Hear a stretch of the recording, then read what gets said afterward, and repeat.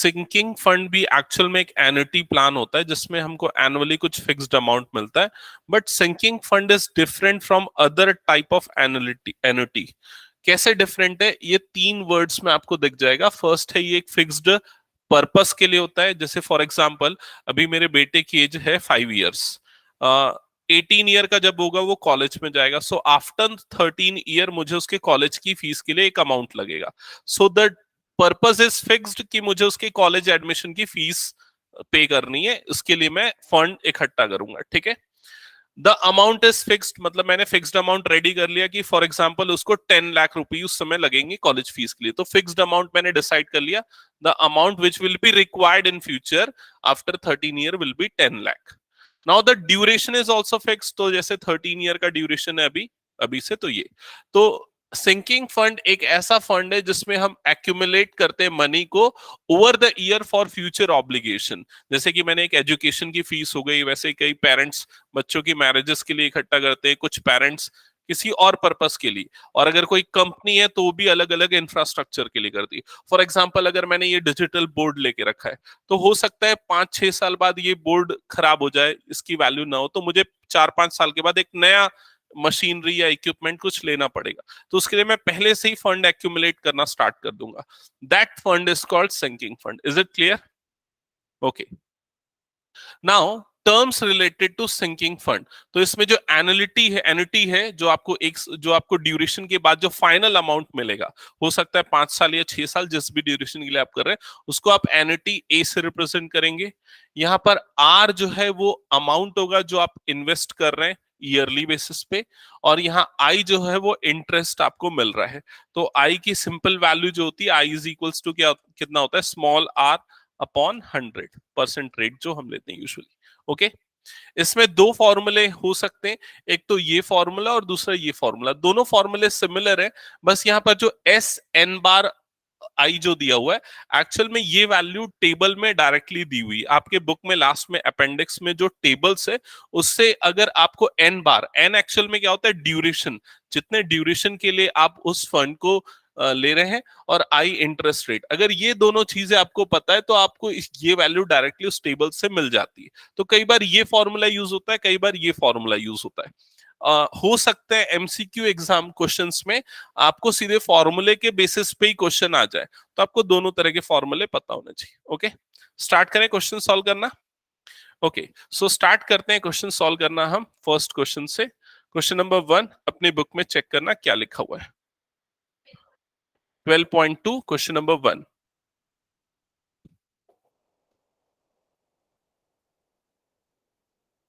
So exercise 12.2, और ये exercise आपको दिख जाएगी पेज नंबर 667 में और 657, सॉरी 657 पे, और इसका क्वेश्चन नंबर 1 चेक करते हैं।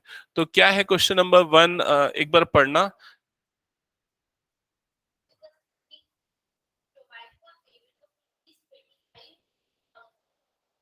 $25,000 डेप्ट, 20 कितना, 2,50,000 है ना। ओके, तो एक कंपनी जो है वो एक सिंकिंग फंड स्टैब्लिश कर रही है to provide for payment of 2,50,000 डेप्ट। तो 2,50,000 का डेप्ट उसको पे करना है, उसके लिए फंड एक्यूमुलेट करी। क्लियर? हाँ, आगे पढ़ना। मैच्योरिंग इन 4 ईयर्स, सो 4 ईयर के बाद वो मैच्योर होगा। ठीक है, आगे लिखो, आगे पढ़ो। तो जो कंट्रीब्यूशन कर रहे हैं उस फंड में, वो ईयरली कंट्रीब्यूशन है, मतलब हर साल के एंड के बाद वो कंट्रीब्यूट कर रहे हैं। ओके,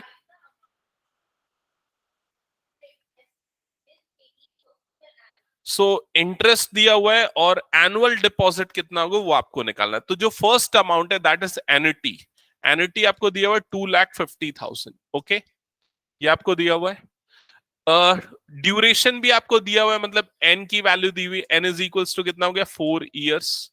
ओके, फिर उसके नेक्स्ट आपको क्या दिया हुआ है, इंटरेस्ट दिया हुआ है आपको, आई की value, i is equals to कितना हो जाएगा, 18 अपॉन 100, और वी कैन राइट 0.18। ओके, अब यहां पर आपको क्या निकालना है, एनुअल डिपॉजिट उसको कितना करना है, मतलब r is equals to question mark. तो ये हो गया, ये डेटा आप कंपाइल कर लोगे।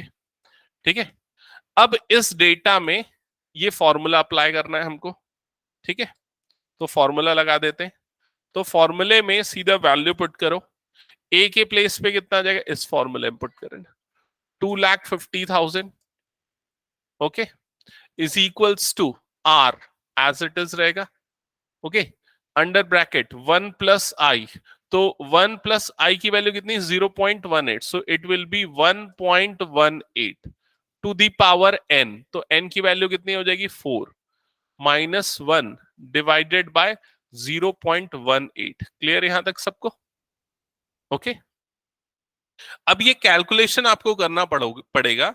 इसमें आपको जैसे अगर क्वेश्चन आएगा तो यूजुअली कैलकुलेशन इजी हो जाए ऐसा डेटा होगा, और अगर नहीं है तो आपको इनकी वैल्यूज दे दी होंगी, जैसे कि 1.18 होल टू दी पावर 4 आपको क्वेश्चन में ही दे दिया गया होगा, इस तरह का होगा।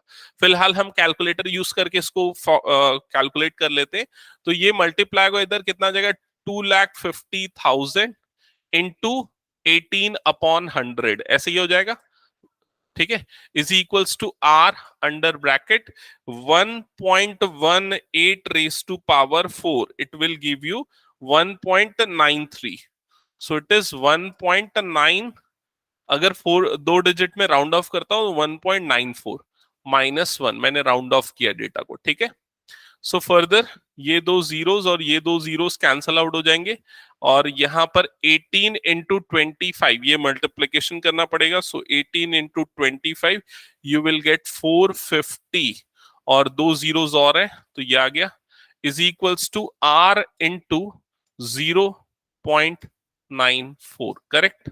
सो r is equals to 445,000 divided by 0.94, ठीक है। तो ये कैलकुलेशन करो, 45,000 divided by 0.94, so you will get R is equals to 47,872 rupees approximately. तो ये उसका एनुअल पेमेंट होना चाहिए जो उसको करना है। क्लियर,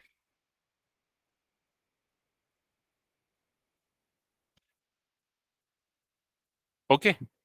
बुक के आंसर में और हमारे आंसर में थोड़े डिफरेंसेस आपको मिलेंगे, बट ओवरऑल रिजल्ट सेम होगा, क्योंकि यहां पर मैंने राउंड ऑफ कर लिया, 4.938 आ रहा था, मैंने 4.9 1 पॉइंट, हाँ जो डेटा दिए रहेगा उसी के अकॉर्डिंग आपको करना है। क्लियर, ये हटा दो, हो गया तो okay.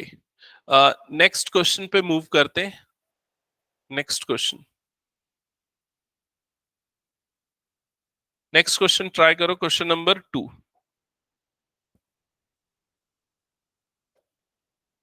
Okay, so question number 2 में क्या लिखा है, a person has set up a sinking fund so that he can accumulate rupees, कितना amount, 1 lakh in 10 years। so उसका जो एनुटी है वो a इज इक्वल्स टू कितना हो गया, रुपीज 1 lakh, ओके। उसका duration n is equals to कितना हो गया, 10 years, okay.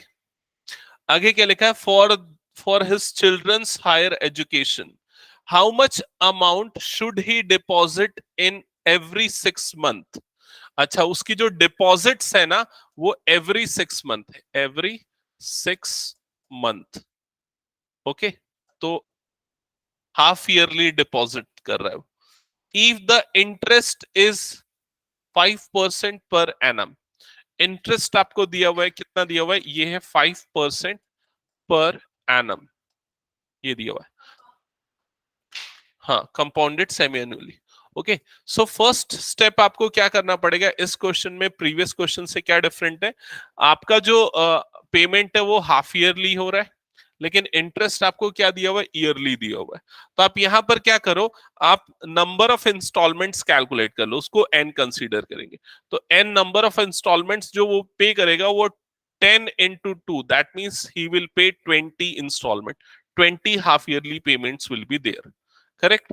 Now the interest rate i will also be changed, क्योंकि ये पर एनम है, ओके। सो पर एनम है तो हाफ ईयरली इंटरेस्ट कितना होगा, 5/2%, correct, so it will be 2.5 upon 100, or we can write 0.025, this will be the value of I. यहां तक clear सबको? ओके। अब फॉर्मूला चेक करो, फॉर्मूला क्या था? क्या था फॉर्मूला? ये था I A is equals to this. Okay. इस फॉर्मूले में एनएटी जो आपका फाइनल एनएटी है वो आ जाएगा 1 lakh is equals to r के प्लेस पे आर जो आपको फाइंड आउट करना है 1 + आई।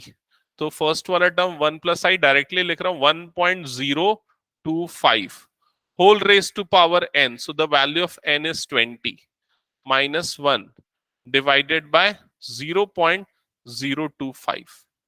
फर्दर कैलकुलेशन करो, आपको आर की वैल्यू मिल जाएगी। ठीक है।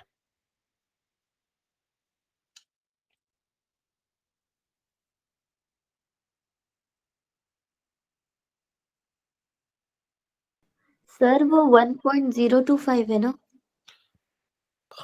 हाँ ये 1 क्योंकि 1 + आई हुआ ना, तो 1 + दिस वैल्यू, इसलिए यस सर। न्यूमरेटर में 1.025, डिनोमिनेटर में सिंपली 0.025।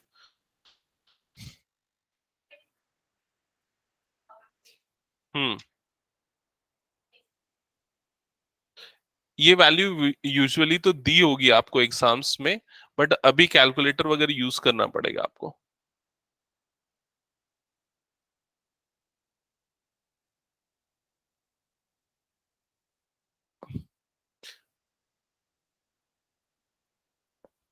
ये जैसे कैलकुलेशन करोगे ना, तो मैं एक बार बता देता हूँ। 1.025 to the power 20 -1। So actually this value will be r under bracket 0.6386। दो डिजिट तक, 3 डिजिट तक लेता हूं। ठीक है, डिवाइडेड बाय 0.025, ये आ जाएगा। वो माइनस करने के बाद बता रहा हूँ। ये वाली वैल्यू जो है 1.638 कुछ आ रही है, और माइनस करने के बाद ये आएगा। ओके।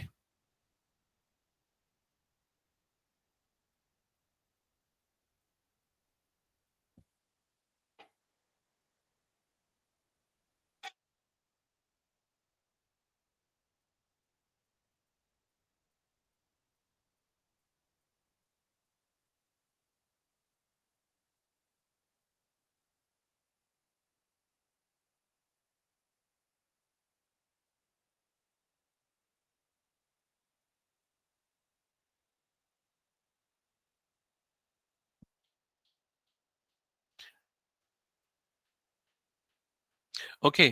फिर उसके बाद r is equals to 1 lakh. मैं एक बार फिर दूसरा तरीका भी आपको बताऊंगा इसमें। ठीक है, जो दो फॉर्मूले हमने लिखे थे ना, दूसरा फॉर्मूला यूज करके कैसे बनाते वो भी बता दूंगा। ठीक है।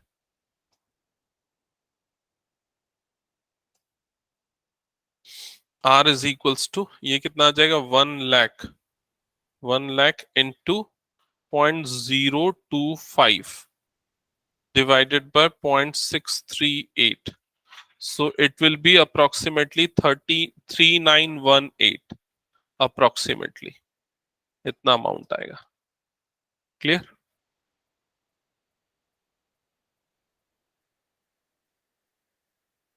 ओके। सो ये एक मेथड हो गया। अब दूसरा मेथड सेकंड फॉर्मूले से बताऊं? इसी क्वेश्चन को सॉल्व करेंगे, उस मेथड से भी चेक कर लेते हैं। हाँ, एन बार बता रहा हूं ना मैं। ये हो गया, ये कैलकुलेशन हो गया ना। नेक्स्ट इधर पे चेक करना इसी क्वेश्चन को सेकंड फॉर्मूले से। तो सेकंड जो फॉर्मूला था हमारे पास, फॉर्मूला क्या था पहले फॉर्मूला देख लेते हैं। हमारा फॉर्मूला था ये। ओके, ये फॉर्मूला था, तो पहले फॉर्मूला कॉपी कर लेते हैं।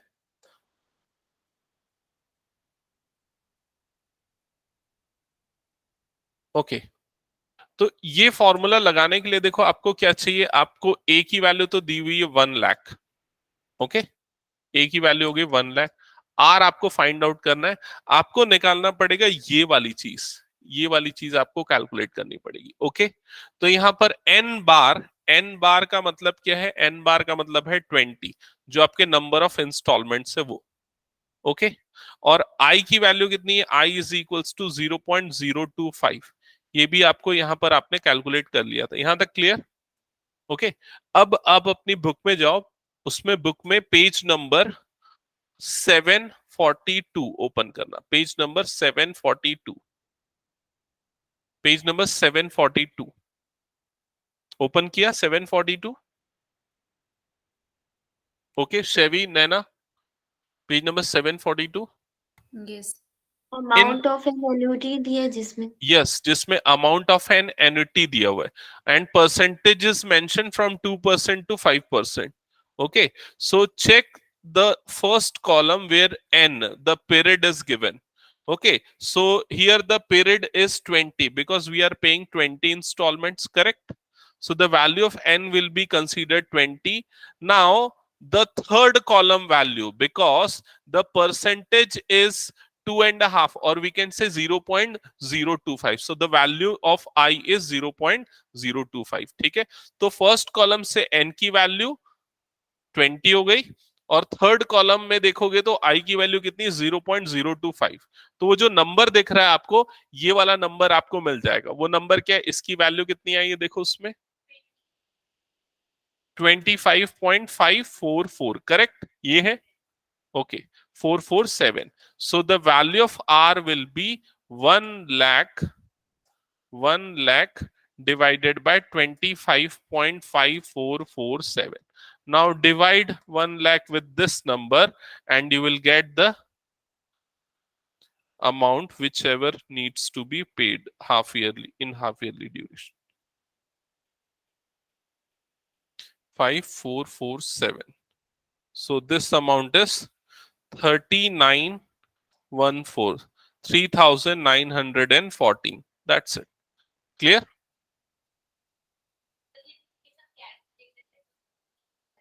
हाँ, तो आपको डेटा ऐसा देगा नहीं तो फिर ये वैल्यू दिया होगा, ऑब्वियसली उतने बड़े कैलकुलेशन आपको देगा नहीं। ठीक है, ये हो गया, हटा दो इसको मैं। Yes Shaivi, Naina, okay. Yes sir. Now let's start next question, question number 3। अब तुम लोग बनाओ क्वेश्चन नंबर 3 को खुद से, क्वेश्चन नंबर 3 खुद से सॉल्व करो, और कुछ प्रॉब्लम आता है तो पूछो।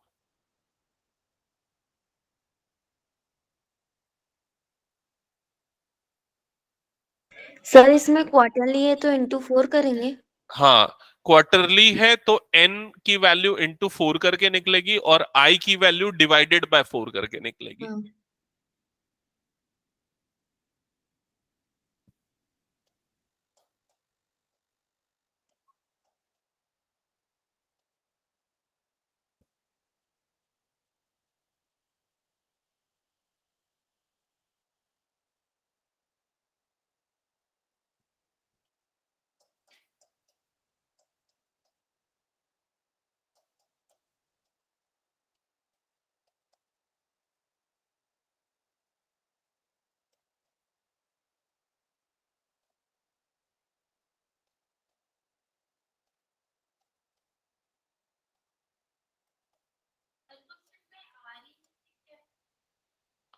हाँ, ज्यादातर क्वेश्चन में वही, क्योंकि ऑब्जेक्टिव जैसे होते हैं ना, यूजुअली हम अपने टारगेट सेट कर देते हैं, ड्यूरेशन सेट कर देते हैं, इंटरेस्ट रेट पता होता है जिसमें भी डिपॉजिट कर रहे हैं, तो हम ये निकालते हैं कि कितने हमको जमा करने पड़ेंगे पैसे।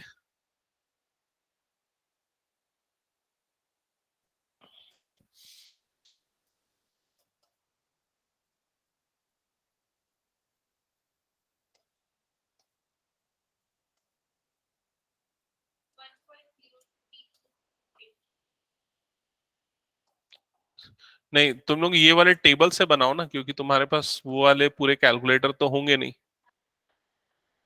टेबल वाला ज्यादा आसान होगा ना। लेकिन दोनों फॉर्मूले याद रखने पड़ेंगे, हो सकता है कुछ क्वेश्चन में वाले वैल्यू अगर न दी हो, टेबल अगर की वैल्यू, तो फिर आपको वो फॉर्मूला यूज करना पड़ेगा। Okay, Excuse me, sir. Yes Shevi. Sir, I was solving this example number 3. So, like here, they have made a mistake. Like in the third step, 1.12 to the power 11 minus 1.12. I think it should be minus 1 only, no? Yes yes, it will be -1।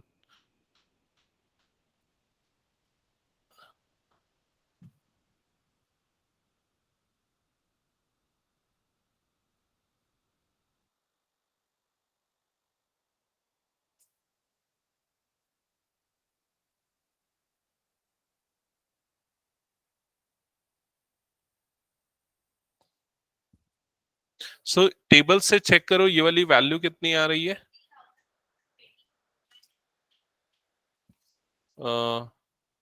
एक second, ये है 0.03 आई ना आई की value, और N की value 20 है, तो ये आएगा 26.8704 ना, 26.8704. So the value of R is equals to 50,000 divided by 26.8704. Now the value of R is कितना आ रहा है, तो डिवाइड कर लो ना उसको। हाँ, अभी तो वैसे ही करोगे ना, नहीं तो लॉन्ग डिवीजन आता है कि नहीं आता है। हाँ, इसको राउंड ऑफ करना पड़ेगा, 87 तक लेना चाहिए वैसे तो।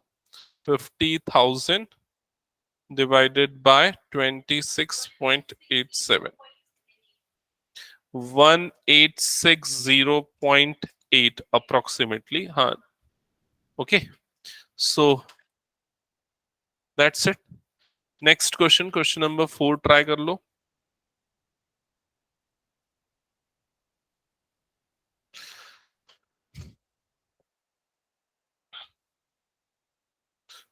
एक जल्दी जल्दी करना, क्वेश्चन नंबर 4 5 में, क्यों फिर हम नेक्स्ट टॉपिक स्टार्ट कर दे, मैं ये चाह रहा था। फास्ट करना, 2 क्वेश्चन ही तो बचे हैं ना। हाँ, सर इसमें स्क्रैप वैल्यू भी दी है।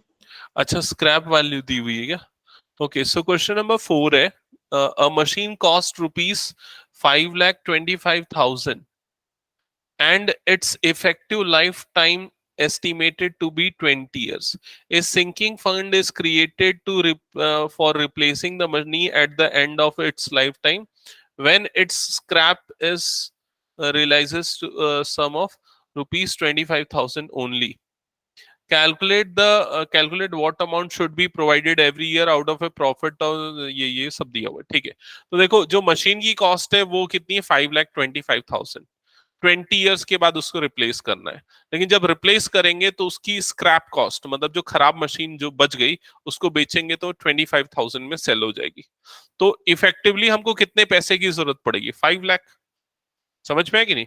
बिकॉज 5 लाख ए की जो वैल्यू की NET which is required is 5,25,000 minus 5 lakh. This is what the NAT which is required. Sorry, minus ये कितना है, 25,000। स्क्रैप वैल्यू से हमको इतना मिल ही जा रहा है, 25,000। सो NAT, क्योंकि जैसे मान लो ये बोर्ड है, ये बोर्ड सपोज 5,25,000 का है। अब 10 साल के बाद ये बोर्ड जो है ना, ये मुझे चेंज करना है, तो ये स्क्रैप हो गया मेरे लिए, तो उसको जब सेल करूंगा ना तो 25,000 में सेल हो जाएगा। तो मुझे कितने फंड की रिक्वायरमेंट होगी, 5 लाख की रिक्वायरमेंट होगी। समझ में है कि नहीं? इसकी स्क्रैप वैल्यू जो है ना वो हमको मिल गई, मतलब इसको जब बेचेंगे तो 25,000 मिल जाएगा, ये बोल रहा है, रिकवर हो जाएगा। रिमेनिंग जो है उसके लिए मुझे पैसे जमा करने पड़ेंगे। It is like that.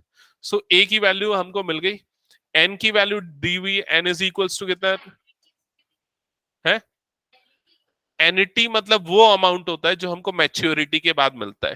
जैसे हम फिक्स डिपॉजिट करते हैं तो जब वो डिपॉजिट मैच्योर हो जाता है तो जो अमाउंट मिलता है उसको एनईटी बोलते हैं। ये तो तुम लोग कॉमर्स वाले जानते ही होगे, कॉमर्स में तो ये चीजें पढ़ते हैं ना। एनईटी, एनईटी मतलब एक इन्वेस्टमेंट है, और जब ड्यूरेशन,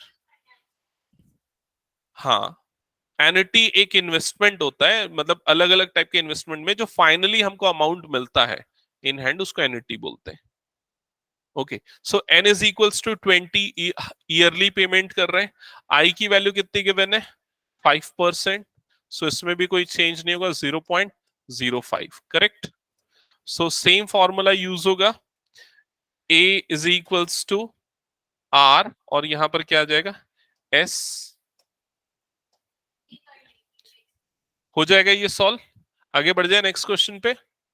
नैना हो गया, Shaivi next Yes, question sir. पे मूव करें। Yes, sir. Okay, question number 5 check करो जल्दी से। Question number 5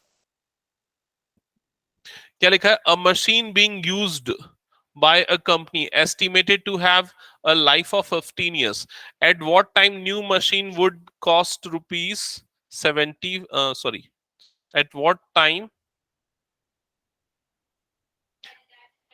at that time a new machine would cost rupees 75,000 and scrap value of old machine would yield rupees 9600 only. A sinking fund is created for replacing the machine at the end of its lifetime. What sum should be retained by the company at the end of every year to accumulate 6% per annum? So again same type का data है. Yes, annuity as होगा, ये हो जाएगा 75,000 minus 9600, correct. जो भी आएगा वो एनटी हो जाएगा. बाकी एन की वैल्यू आपको दी हुई 15 इयर्स के बाद रिप्लेस करना है. आई की वैल्यू दी हुई 6%, so that is equals to 0.06, correct. आगे सेम प्रोसेस है, सॉल्व हो जाएगा ये फॉर्मूला Yes, sir. भी.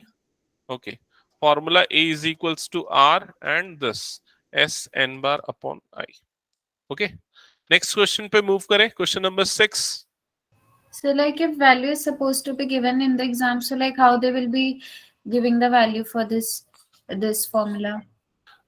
They had mentioned that look, uh, by two way they can give you the values. The first is like this only, S20 bar, here that it is 20 bar given 0.06. It will be whatever the value is there, so like that, directly like that.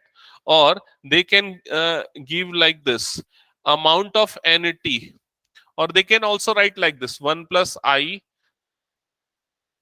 1 plus 0.06 whole raised to power 20 minus 1 upon 0.06, that is equals to whatever the amount is there. Okay, ठीक है, हटा दो. Next question पे move करते हैं. Question number 6 है ना, last question है.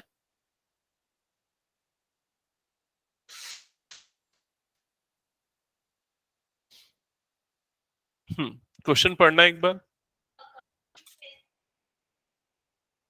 हाँ,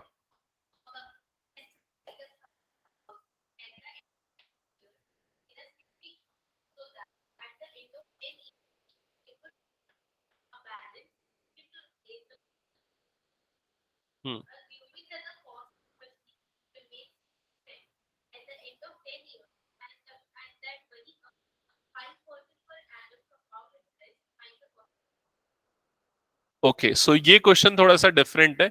यहाँ पर आपको cost of machinery find out करना है, मतलब एक्चुअली आपको एनटी फाइंड आउट करना है, जो अमाउंट आप फ्यूचर में यूज करोगे. और आर की वैल्यू आपको गिवन है, आर इज इक्वल्स टू कितना गिवन है, रुपीज 1000 रुपीज पे कर रहे हैं at the end of each year. Duration n की वैल्यू आपको गिवन है, n is equals to 10 years. Percentage आपको गिवन है, आई इज इक्वल्स टू 5% और इट इज 0.05.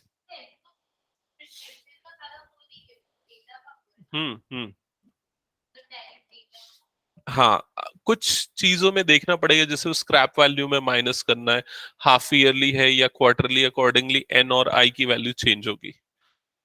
सर आ गया आंसर. आ गया ना. सो 1000 इंटू दिस वैल्यू. सो ये वाली वैल्यू कितनी आई इस डेटा पे, ये वाली वैल्यू चेक करो तो नैना कितनी आई थी.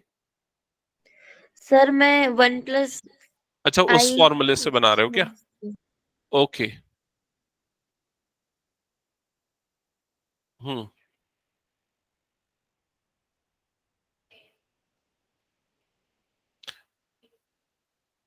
So like in my answer there is a little variation, like I'm getting 12560 and in the answer it is 12580. No problem with that. Actually, some of the question might have been solved with taking only 2 digit after decimal point after 1 digit. So based on that, the value can be changed. Yes. 2.779. So this amount will be 779. Okay. So 12577.9. Okay. 1000 से multiply कर लो, 1 lakh, no 12,000 कितना आएगा, हाँ 12,000 ही आएगा। हम्म okay ठीक है, सो हटा दो, ये हो गया सबका कंप्लीट। हाँ चलेगा, नेक्स्ट स्टार्ट करें, next topic EMI. Okay, so 12.3 is deleted, now the next topic is EMI calculation। हाँ,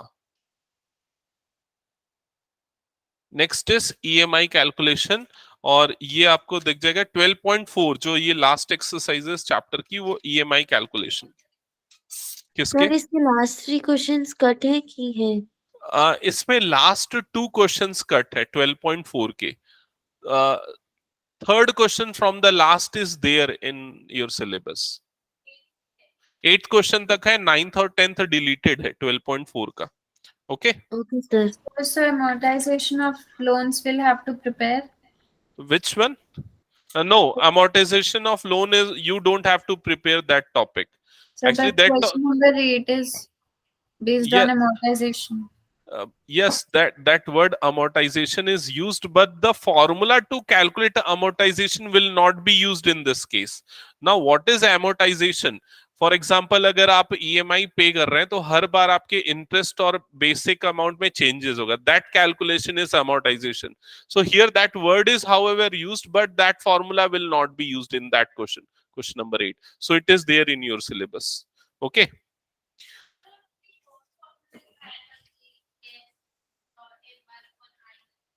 हाँ,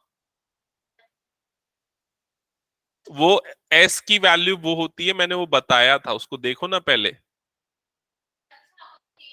हाँ, उस वैल्यू को S से रिप्लेस किया, ये बताया था मैंने। अरे वो पेज कहाँ गया जिसमें फॉर्मूले लिखे थे, पता नहीं कहीं गायब हो गया। चलो ठीक है, बुक से ही बता देता हूँ, मैंने एक्चुअली समरी एक लिख के रखी थी उसमें। ओके, हाँ ये वाला नहीं, वो कोई दूसरा है।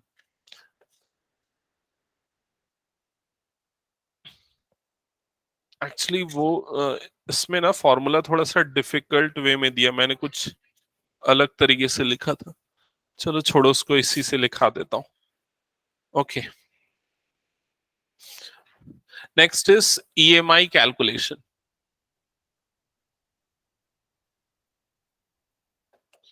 EMI calculation, okay. सो EMI कैलकुलेशन में 2 मेथड है। First method is flat rate. अच्छा, मैं एक और चीज ना तुम लोगों को उसमें बताना भूल गया, बता देता हूं अभी। Flat rate method, second is reducing balance method. बता रहा हूं, रिड्यूसिंग बैलेंस मेथड। ओके, इसमें जो पिछला टॉपिक हम लोग कंप्लीट किए ना सिंकिंग फंड में, उसमें मैंने यहां पर लिखा रहा था difference between sinking fund and saving account. So a difference table is there in your book. What is difference between sinking fund and saving account? So this type of theoretical question can also be asked. So what are 3 important difference? The first difference is, these 3 are the major differences. Sinking fund is basically for a fixed purpose, whereas saving account is not for a fixed purpose. Sinking fund, we have a fixed amount for target, whereas in this case we don't have that fixed amount. इसका duration fix होता है, saving account का duration fix नहीं है, हम जितने भी duration के लिए उसको रख सकते हैं। क्लियर? तो ये डिफरेंस वाली एक टेबल है, उसकी समरी यहाँ पर दी हुई है, उसको आप देख लेना। Okay okay, now the next is EMI calculation. So there are 2 type of method for calculation of EMI. First one is flat rate method and second is called reduced balanced method. तो ये दोनों method में क्या difference होता है मैं आपको समझाता हूँ। फॉर एग्जाम्पल, अगर आपने 1 लाख का कुछ सामान लिया, 1 लाख का कुछ लैपटॉप लिया फॉर एग्जाम्पल, ठीक है, और आपने क्या किया, इसको EMI पे खरीदने का सोचा। आपने क्या प्लान किया, आपने प्लान किया कि मैं 10% जो आपको उसने दिया, जिस बैंक ने भी ईएमआई दिया, उसने बोला 10% के इंटरेस्ट रेट पे हम आपको देंगे इतना 1 लाख का लोन। क्लियर ये चीज? तो आपका जो इंटरेस्ट अमाउंट हुआ वो कितना हो गया? 10% पर एनम की बात कर रहा हूं ना, पर एनम। तो आपको कितना इंटरेस्ट पे करोगे? 10% ऑफ 1 लाख। तो 1 लाख का 10% मतलब कितना हो जाता है? ये 10,000 हो जाता है। समझ में है ये चीज? तो आप ये 1 लाख लोन लोगे और ये 10,000 इंटरेस्ट पे करोगे, मतलब टोटल आपको कितना पे करना पड़ेगा? 1,10,000 रुपीज, इतना आपको पे करना पड़ेगा। अब उसको आप इजी इंस्टॉलमेंट में अगर डिवाइड कर रहे हो, so easy installment suppose 11 installment में कर रहे हो, तो आप क्या करोगे? 10,000 की 10,000 की 11 इंस्टॉलमेंट्स आप पे कर दोगे। तो ये जो सिचुएशंस मैंने आपको बताई, ये सिचुएशन फ्लैट रेट मेथड है, जिसमें हम क्या करते हैं, पहले ही फ्लैट इंटरेस्ट कैलकुलेट कर लेते हैं और उसके बाद उसमें टोटल जो ईएमआई बनेगा उसका कैलकुलेशन करते हैं। But reducing reducing balance method में क्या होता है? Flat rate method actually as a customer ये लॉस मेकिंग सिचुएशन है। ठीक है? हाँ, एक सेकेंड ना।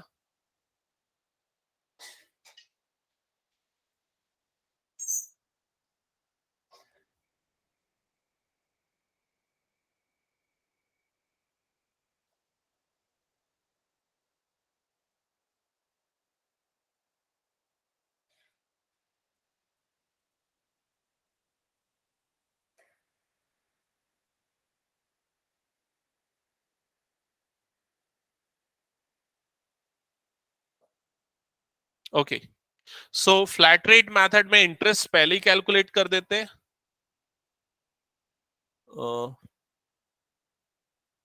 एक सेकेंड ना, एक सेकेंड मैं आ रहा हूं अभी।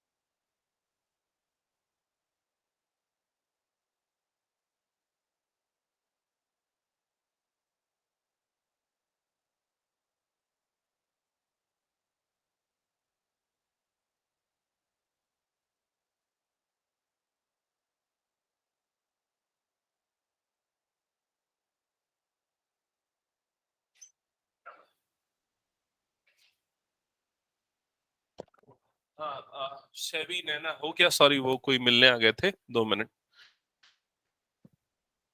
यस, शेवी नैना, आप दोनों हो? Yes, sir. हम्म। Yes, sir. ओके, सो दो टाइप के मेथड है, फ्लैट रेट और reducing interest, reducing balance method. तो दोनों मेथड्स में एक एक बार पहले फ्लैट रेट मेथड कर लेते हैं, अभी टाइम कम है तो ये इजीली हो जाएगा, बहुत सिंपल है flat rate method. Reducing balance method next class में कर ले, ठीक है? तो यहां पर नोट करना ईएमआई कैलकुलेशन का formula. EMI is equals to, EMI is equals to principal, P से प्रिंसिपल है, plus interest, plus interest divided by number of payments. Number of payments मतलब आप कितने पेमेंट्स कर रहे हैं, कितने इंस्टॉलमेंट दे रहे हैं, इस तरह से ईएमआई कैलकुलेट होती है। और इंटरेस्ट आई कैसे कैलकुलेट होता है? पी आर टी अपॉन 100, आपको याद होगा, बहुत पहले से यूज करते आ रहे हैं।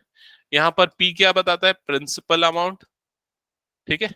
आर क्या है? Rate of interest, rate of interest. और टी क्या है यहां पर? टी है टाइम। Okay, clear? स्टार्ट करें क्वेश्चन सॉल्व करना फ्लैट रेट मेथड पे।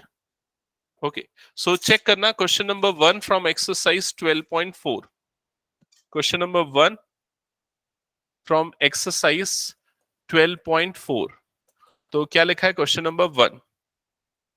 राहुल बोरोड रुपीस, कितना है ये? 1 लाख है ना, rupees 1 lakh from a cooperative society at a rate of 10% per annum for 2 years. Calculate his EMI using flat rate method. So method will be given to you. Which method is applied? So here flat rate method is applied. Okay. So principal amount P is equals to 1 lakh. तो note down कर लो, करते चलो। Principal हो गया 1 lakh. Okay. Now we will calculate interest. So interest is equals to PRT upon 100. Okay. So principal 1 lakh हो गया. Okay. Into R, rate of interest कितना है? 10. Into time, कितने टाइम के लिए ले रहा है वो? 2 years के लिए। तो into 2 divided by 100. क्लियर हुआ ये चीज? So I, interest कितना हो जाएगा उसका? 20,000. सो इंटरेस्ट वो कितना पे कर रहा है? 20,000 फ्लैट इंटरेस्ट पे कर रहा है। तो ये दो चीजें मिल गई, आई और पी तो ऑलरेडी गिवन था। अब ये ईएमआई कैलकुलेशन का फॉर्मूला यूज करेंगे। सो उसकी ईएमआई कितने की बनेगी? EMI is equals to P principal that is 1 lakh, okay, plus interest that is 20,000 divided by number of payments. तो वो कितने पेमेंट्स कर रहा है?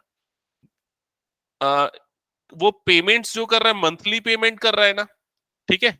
मंथली पेमेंट कर रहा है मतलब कितना हो जाएगा? वो 24 पेमेंट्स करेगा। समझ में आया कि नहीं? सर कैसे?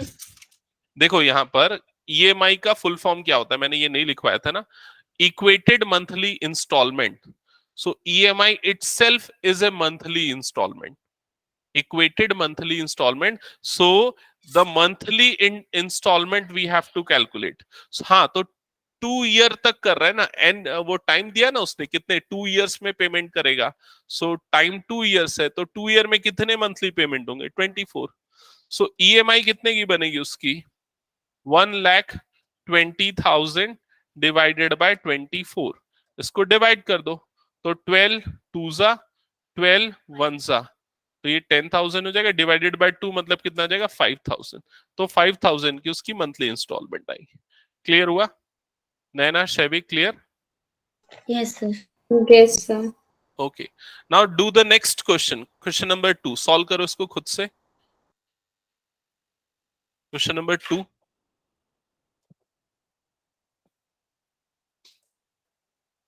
क्वेश्चन नंबर 2 में क्या लिखा है? Sonia takes a loan of rupees 2,50,000 from the bank. So P principal is 2,50,000. Okay.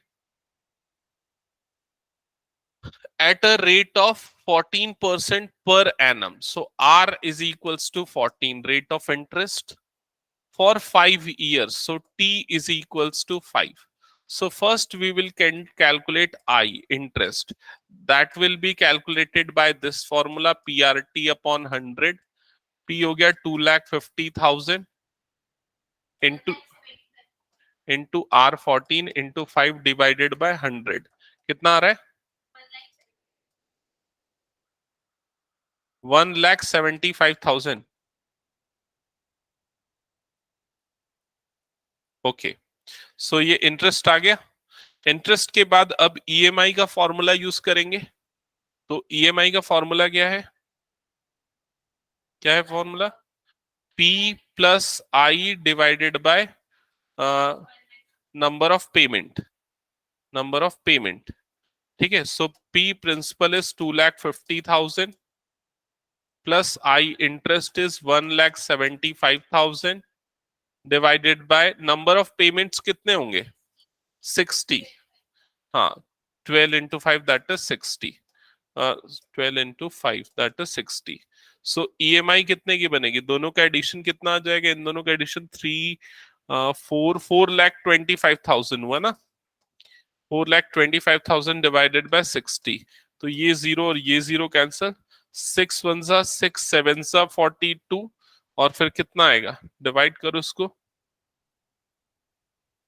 425,000 divided by 6. 708 3.33. 425,000 divided by 6. 708.3 इतने की इंस्टॉलमेंट बनेगी. समझ गए ना फ्लैट रेट मेथड से कैलकुलेशन? ओके. एक और क्वेश्चन कर लो. ये लास्ट क्वेश्चन है, थर्ड क्वेश्चन. ये भी फ्लैट रेट का क्वेश्चन है. फिर उसके बाद वो रिड्यूसिबल मेथड है, पूरा reducing balance method. Okay, so just do the last question, question number 3.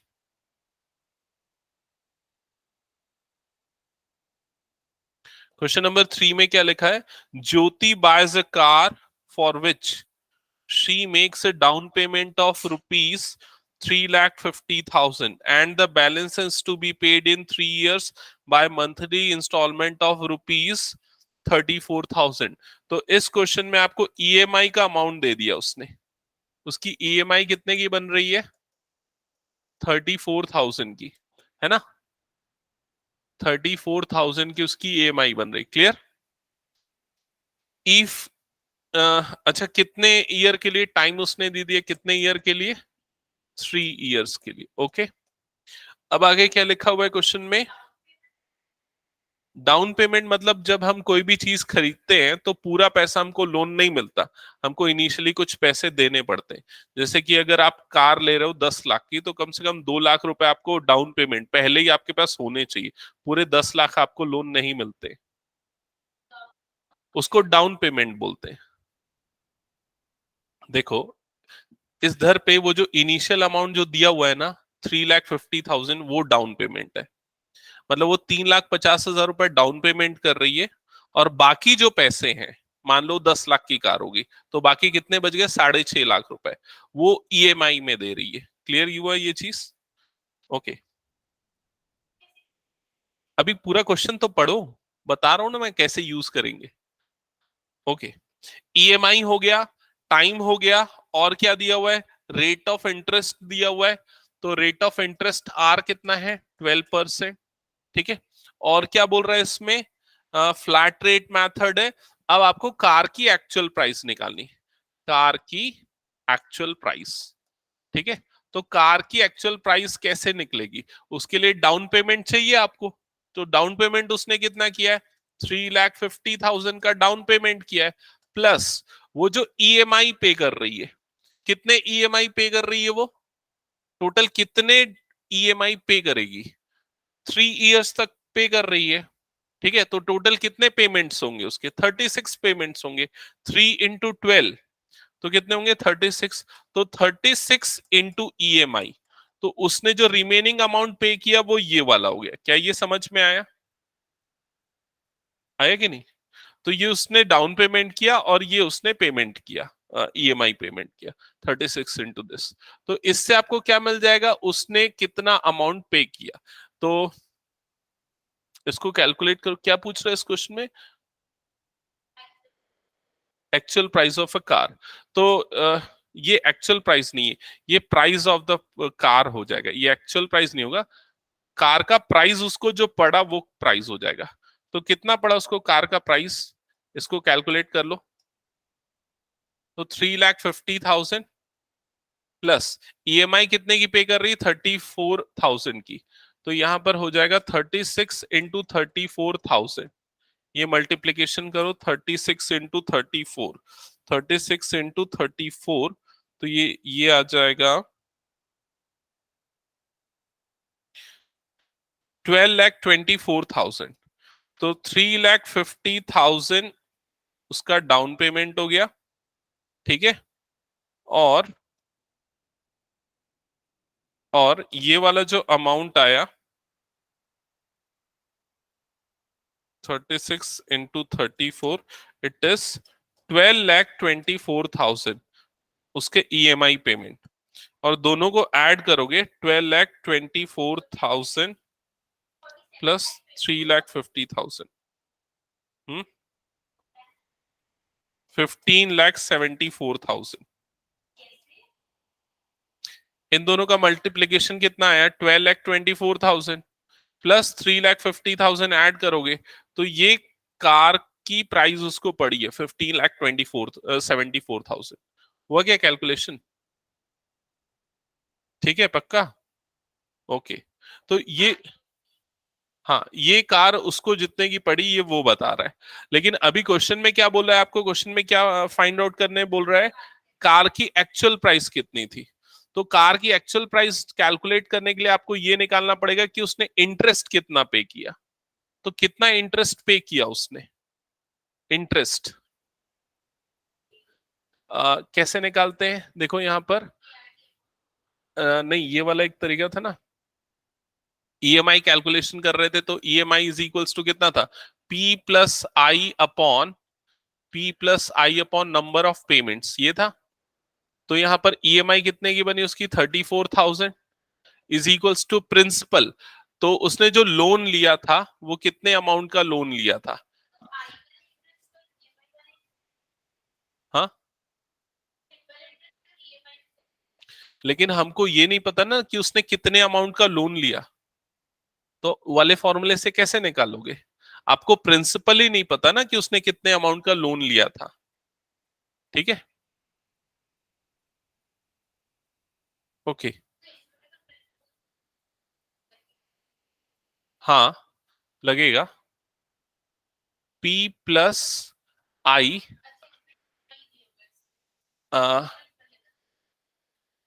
नहीं एक मिनट ना, यहां पर भी वाला फॉर्मूला यूज होगा।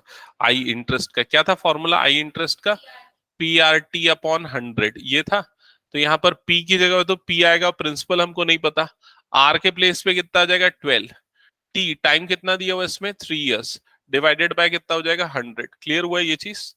तो आई इंटरेस्ट कितना आ जाएगा, ये आ जाएगा 0.36 P, ये हो जाएगा। ये कैलकुलेशन समझ में है ना, 12 3 से कितना हो जाएगा 36 अपॉन ये, तो ये आ जाएगा इंटरेस्ट, ठीक है। अब ये इंटरेस्ट की जगह पे यहां पर रख देना, ईएमआई के प्लेस पे आ गया 34,000, ठीक है। पी के प्लेस पे पी रहेगा, प्लस आई के प्लेस पे क्या आ जाएगा 0.3 पी आ जाएगा, 0.36 पी आ जाएगा, divided by number of payments. तो कितने पेमेंट्स होंगे उसके 36 पेमेंट्स होंगे। फिर ये इधर क्रॉस मल्टीप्लाई होगा, 34,000 इज इक्वल्स टू, इन दोनों का एडिशन आ जाएगा 1.36 पी, ठीक है। 34,000 इंटू 36 हो जाएगा, ओके। तो 34,000 into 36 you will get 1224000 divided by 1.36, that is equals to P। तो P की जो वैल्यू है principal, that is equals to 1.36 से डिवाइड करोगे इट विल बी 9 लाख। तो 9 लाख उसका प्रिंसिपल अमाउंट है। एक्चुअली ये वाला वैल्यू कैलकुलेशन की तो जरूरत ही नहीं थी, क्या जबरदस्ती के हो गया है ना, ये वाले कैलकुलेशन की जरूरत नहीं थी हमको, हमको तो एक्चुअल प्राइस ऑफ कार निकालना था ना। हमको डायरेक्टली प्रिंसिपल निकालना था। तो प्रिंसिपल अमाउंट कितना आ गया यहाँ पर 9 लाख आ गया, ओके 9 लाख प्रिंसिपल अमाउंट आया और इनिशियल पेमेंट उसने जो डाउन पेमेंट किया था वो कितना था? डाउन पेमेंट था उसका 3,50,000। 3,50,000 इसमें ऐड कर दो तो कार की जो प्राइस उसको पड़ेगी वो कितनी पड़ जाएगी? 12,50,000। ये उसकी कार की जो प्राइस पड़ी वो है, ठीक है। और ये उसने जो पेमेंट किया वो है। हालांकि इसकी जरूरत थी नहीं हमको कैलकुलेट करने की, ये वाला पार्ट की जरूरत नहीं थी। ओके क्लियर ये question? Naina Shaivi clear question? Yes sir. Yes, sir. Okay ठीक है, आज यहीं पर एंड करते हैं। नेक्स्ट क्लास में हम रिड्यूसिंग बैलेंस मेथड कंटिन्यू करेंगे। Okay so